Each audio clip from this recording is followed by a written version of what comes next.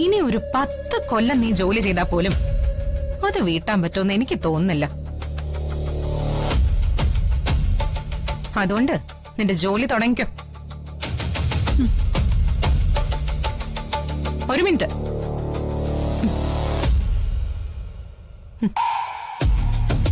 ഈ നാട്ടിലെ ബ്യൂട്ടി പാർലറുകാരെല്ലാം ആഭ്യന്തരമന്ത്രിയുടെ മകളുടെ വിവാഹത്തിൽ അവളെ അണിയിച്ചൊരുക്കാനായി ഒരു വിളിയും പ്രതീക്ഷിച്ച് കാത്തിരിക്കുക.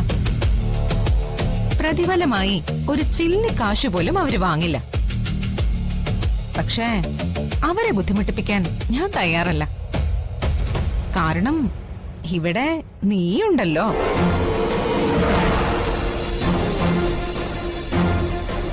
ഈ വിവാഹ നിശ്ചയത്തിനെ ഒരു മണവാട്ടിയെ പോലെ എന്നെ അണിയിച്ചൊരുക്കി വരന്റെ മുന്നിലേക്ക് ആനയിക്കേണ്ടത് നീയാ. എന്റെ ഓരോരോ വസ്ത്രങ്ങളും ഓരോരോ ആഭരണങ്ങളും നീ തന്നെ വേണം എന്നെ അണിയിക്കാൻ. പിന്നെന്റെ ഫൗണ്ടേഷൻ, മേക്കപ്പ് തൊട്ട് ലിപ്സ്റ്റിക്കും നെയിൽ പോളിഷും എല്ലാം നീ തന്നെ ഇട്ടു തരണം.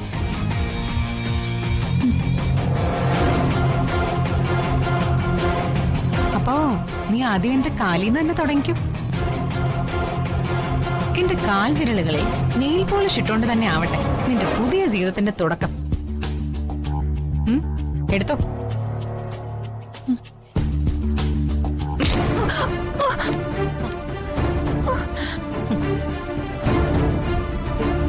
എന്തു പറ്റി? അതെ, നാറുന്നു. ഇവൾ അടുത്ത് വരുമ്പോഴേ ഹോസ്പിറ്റലിന്റെ സ്മെല്ല്. എടി, നീ എന്താ കുളിച്ചില്ലേ? ഞാനിപ്പോ ഹോസ്പിറ്റലിൽ നിന്ന് വന്ന് കയറിയല്ലേ ഉള്ളൂ. വൃത്തിയില്ലാതെ വന്ന് എന്നെ തൊട്ട എന്റെ സ്വഭാവം മാറും. പോയി കുളിച്ചിട്ട് വാടി. അഴുക്കെല്ലാം മാറിയിട്ട് വേണം വരാൻ.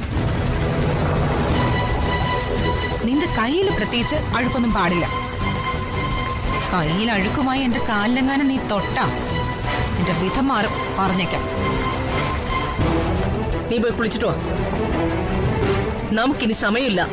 വേഗം കുളിച്ച് വൃത്തിയായി വന്നിട്ട് എന്റെ മരുമകളെ നീ ഒരുക്ക്. അവളുടെ അച്ഛനും അമ്മയും ഇപ്പൊ വരും.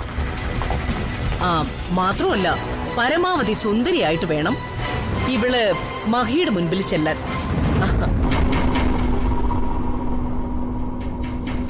നീ തന്നെ അവളെ ഒരുക്കണം. മനസ്സിലായല്ലോ?